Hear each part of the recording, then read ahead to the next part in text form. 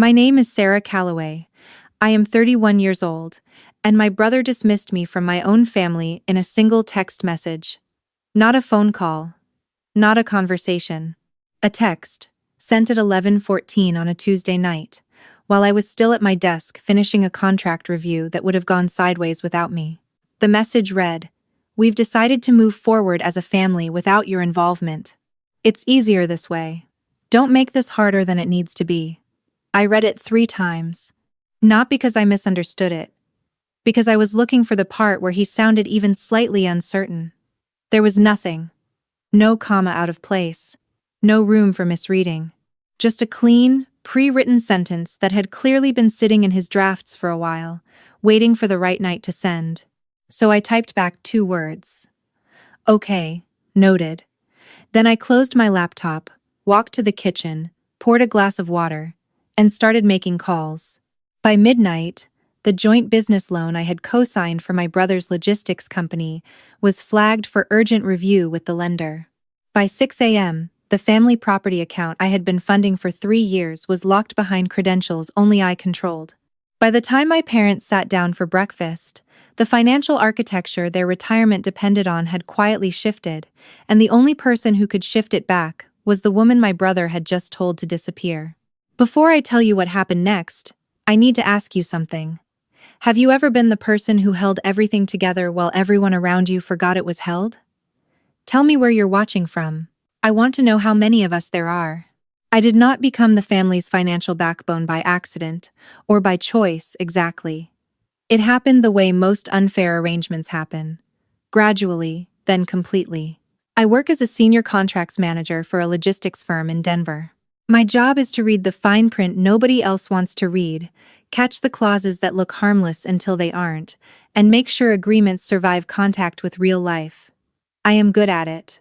I have been good at it since I was 24 years old, and talked my company out of a vendor dispute that would have cost them $500,000. My family noticed that talent the way families notice anything useful, quietly, and with immediate application to their own problems. When my father, Gerald, took early retirement at 62 because his knees had finally surrendered after 30 years in warehouse management, I was the one who reorganized his pension disbursements so they would not run dry by the time he was 70. When my mother, Patricia, panicked about their rental situation after their landlord sold the building they had lived in for 9 years, I was the one who structured a co-ownership arrangement on a property in Aurora so they would have stability without draining their savings entirely.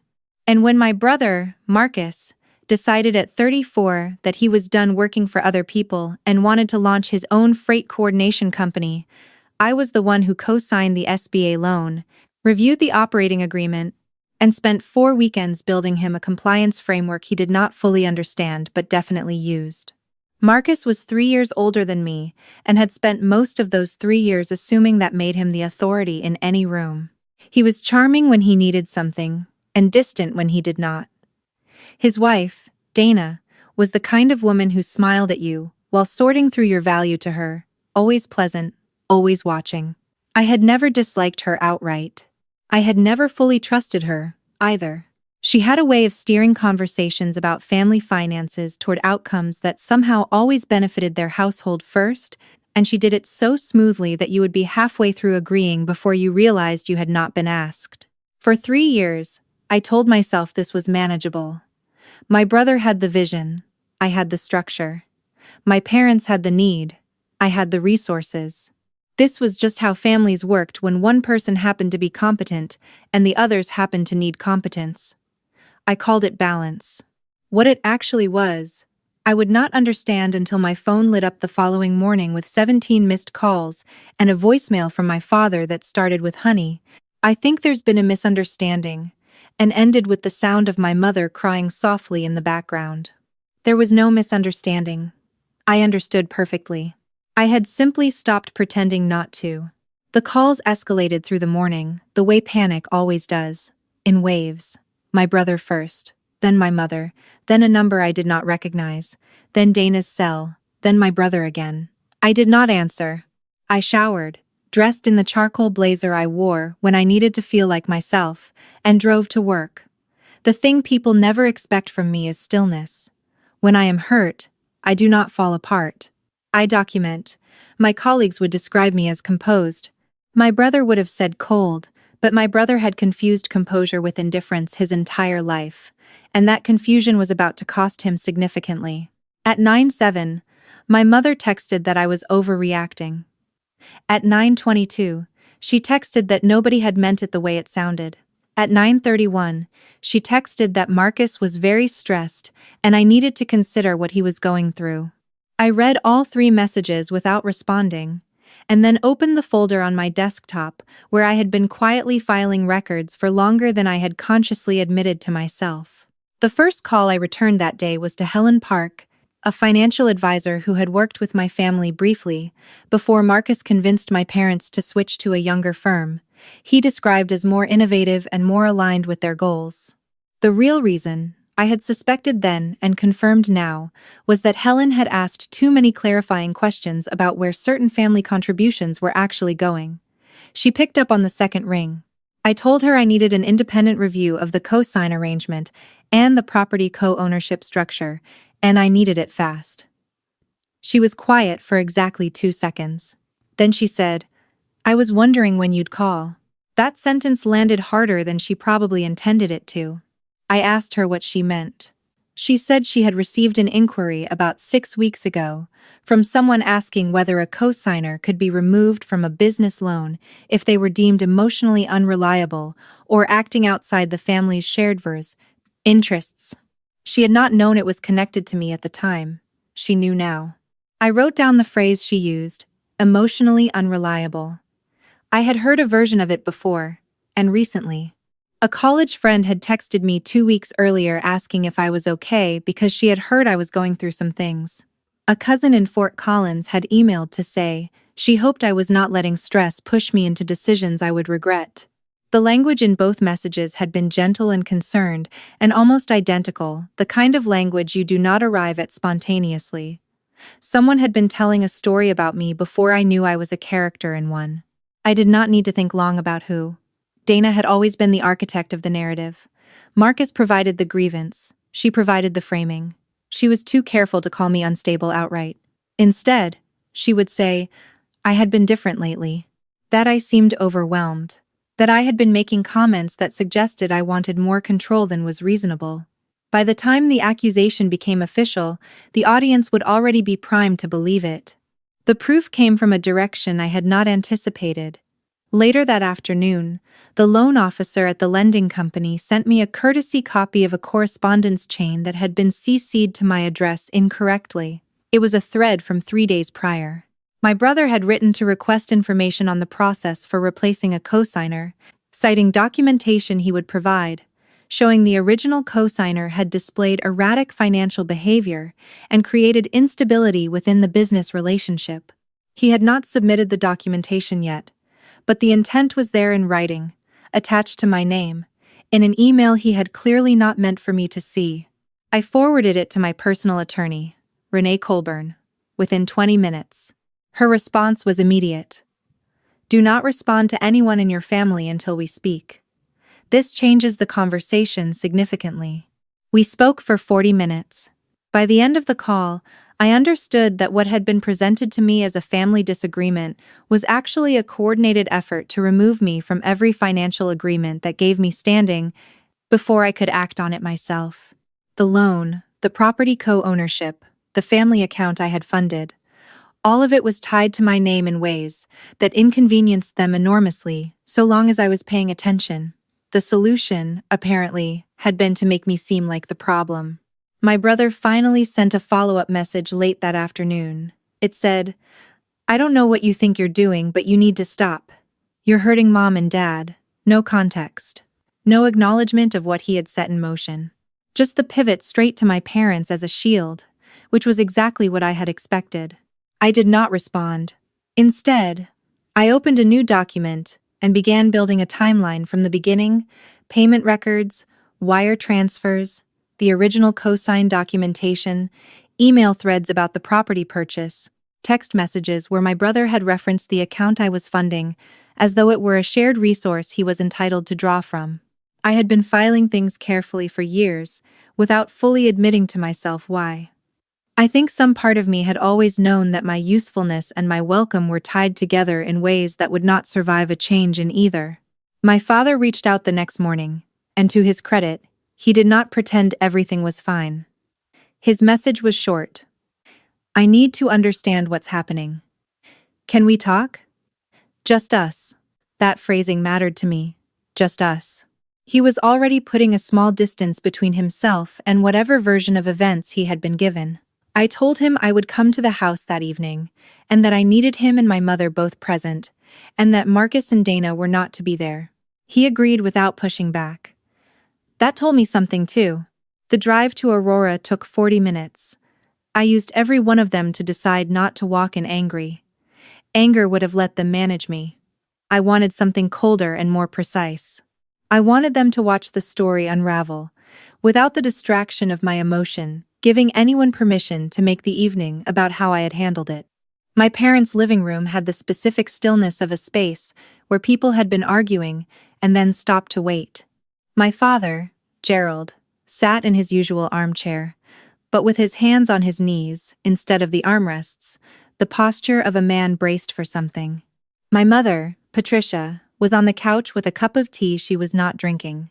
I set my bag on the coffee table and began without preamble. The first document I placed in front of them was the original cosign agreement with my name and the loan amount clearly marked. The second was a 2-year summary of payments made from my personal account toward the family property's carrying costs.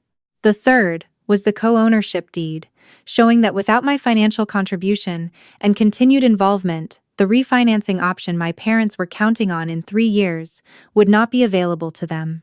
The fourth was the email chain from the loan officer, the one where my brother had written, in his own words, that I was financially erratic and creating instability. My mother read that last one twice. My father read it once, and set it down very carefully on the table in front of him, like he was afraid of what he might do if he held it any longer. I gave them a moment. Then I asked one question. Did either of you know about this before tonight? My mother looked at my father. My father looked at the document.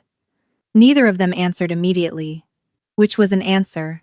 My mother said Marcus had mentioned that I seemed to be pulling back, that I had said things recently that suggested I was looking for a reason to exit the family arrangements, that he was only trying to get ahead of the disruption before it caused real damage.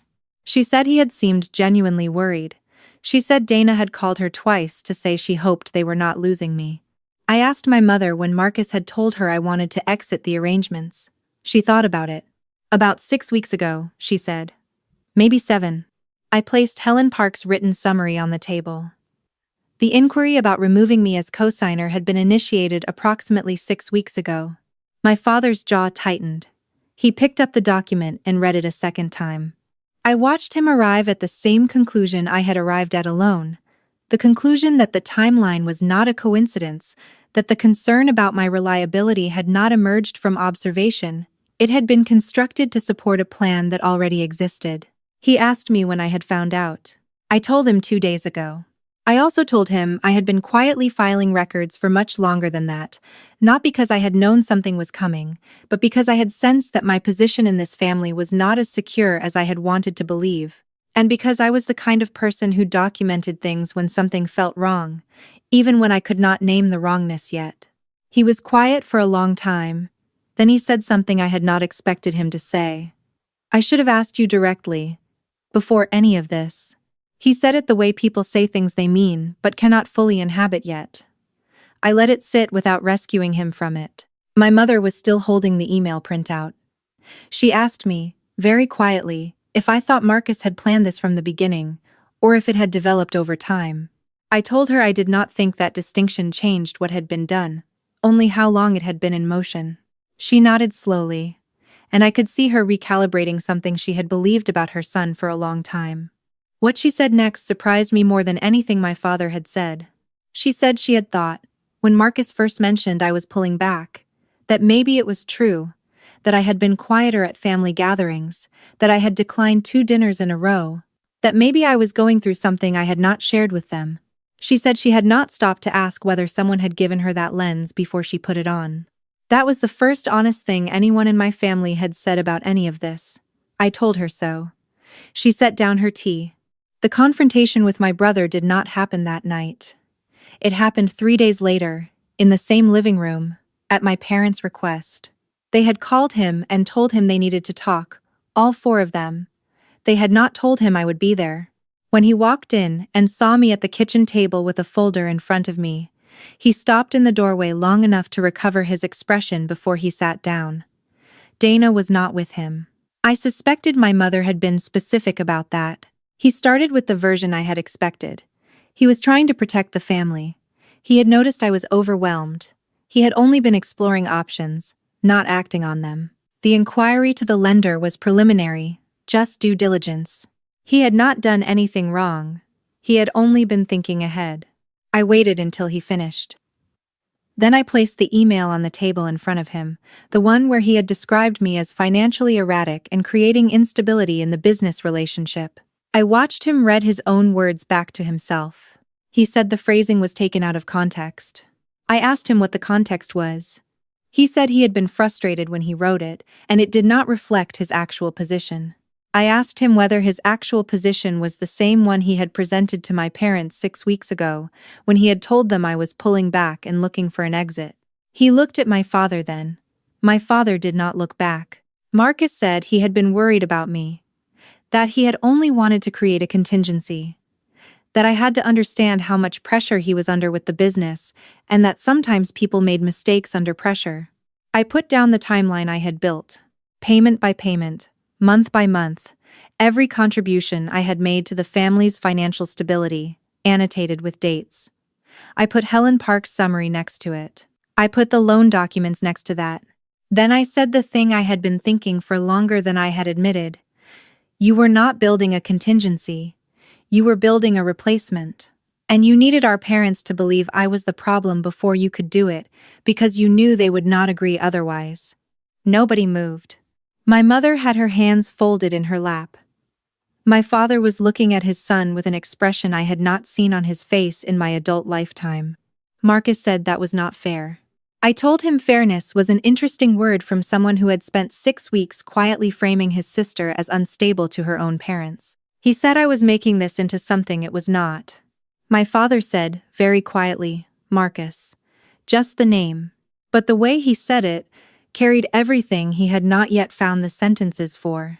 My brother pivoted then, the way he always did when the direct path closed. He said the real problem was that I had always made the rest of the family feel inadequate by keeping every financial decision under my control. He said maybe none of this would have happened if I had been more willing to share authority. He said he was not the only one who found it difficult to need my help. That line was meant to fracture the room. It did not work the way he intended, because my parents had just spent 3 days sitting with documentation that had already done the fracturing. My mother said softly that Marcus had been the only one who had seemed to find it difficult, and that the rest of them had been grateful. She did not say it cruelly. She said it the way people say things they have just become certain of. My brother's composure came apart slowly, like something unplugging from the inside. He said the documents did not represent the full picture. He said I had always been this way, turning help into leverage.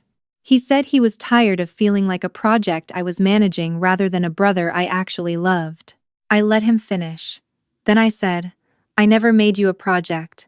You made yourself a liability, and when you needed me not to notice, you tried to make sure no one would listen if I did. He left 20 minutes later without the conversation having gone the way he needed it to go.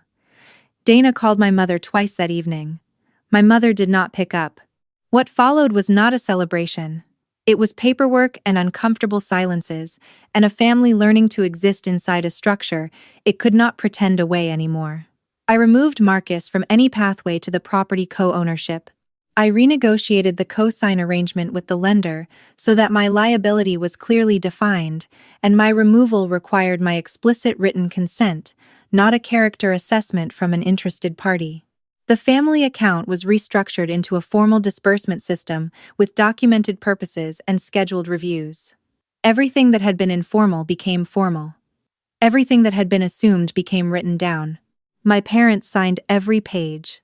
My mother asked once whether the protections were really necessary. I told her that necessary was the wrong frame. I told her that I had been doing things the informal way for a long time because I trusted that warmth was a sufficient foundation, and I had learned that warmth without structure is a very specific kind of exposure. She did not ask again. Marcus contested none of it legally.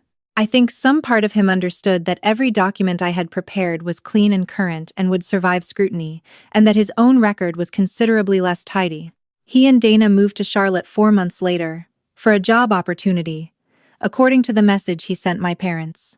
My parents told me. I did not respond either way. The loan company approved the amended cosign terms within 2 weeks. The property refinancing option my parents needed remained available and secured. Renee Colburn filed the revised family account documentation and told me with some satisfaction that it was the most airtight informal family arrangement she had ever reviewed. On a Saturday in early November, I drove to my parents' house in Aurora, for the first time in a while, that did not involve an emergency or a document. My father had finally replaced the storm door that had been sticking since spring. My mother had started a container garden on the back patio, 3 tomato plants, and a row of herbs she had been talking about for 2 years. It looked like a life resuming, rather than a life on hold. We sat at the kitchen table with coffee, and did not talk about Marcus. We talked about the neighbor's new dog and whether the Broncos had any hope this season, and whether my father's knee was responding to the new physical therapy protocol. It was the most ordinary 45 minutes I had spent with them in longer than I could remember, and ordinary had never felt so hard-won. Before I left, my father walked me to my car. He had been building to something the whole afternoon, the way he does when he has been rehearsing a sentence he is not sure he has the right to say. He stood next to my car door and said, "I let someone hand me a reason to doubt you, and I didn't ask whether the reason was real.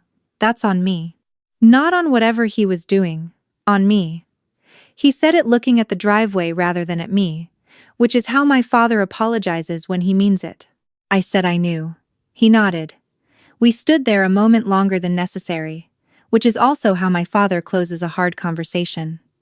Then I got in my car and drove home. The texts from Marcus came in the weeks after the documents were filed.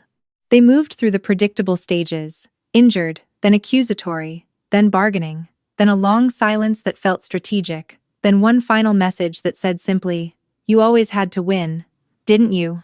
I saved it with the others and sent the thread to Renee. She filed it without comment. I heard through my mother, months later, that the logistics company had not survived the year. The operating structure had been unstable longer than any of us had known, and without the flexibility my cosign had provided to the lending terms, the refinancing he had needed for expansion did not materialize. He was consulting now, independently, project by project. He and Dana had relocated again. My mother said it with the careful flatness of a woman choosing not to draw a conclusion out loud. I understood her not to need one from me. What I have now is quieter and smaller than what I had before, and it is more mine than anything I was carrying before. My parents call me on Sundays. We talk about ordinary things. When something comes up, financially or practically, they ask me directly instead of routing the conversation through someone else. I help when I can, and say no when I cannot. And neither of those things has ended the relationship. I did not get a dramatic reversal. I did not get a scene where someone begged, and I said something perfect, and the room understood something profound all at once. What I got was slower and more durable. I got a family that finally behaved like I was a person, rather than a system. I got legal documents that meant my goodwill could not be weaponized against me. I got Sunday phone calls where nobody needed anything from me except the conversation itself. My brother had told me, through a text message at 11:14 on a Tuesday night, that it would be easier without me. He was not wrong about that. It was easier without me. The loan unraveled. The refinancing stalled. The plan that had been quietly built around my removal ran directly into the reality that I had not simply been a name on a form. I had been the reason the form worked. The cleanest answer to someone who decides you are optional is not to argue the point. It is to let them test the assumption, and then to be very, very precise about the terms under which you return. My name is Sarah Calloway. I am 31 years old. My brother told me to stay gone, and by morning he was in a room with his mistake, and no way out of it except through me. I did not come back as the sister who absorbed everything and asked for nothing in return. I came back as the woman who wrote the terms. Every single one of them. And I am not going to apologize for how permanent they are.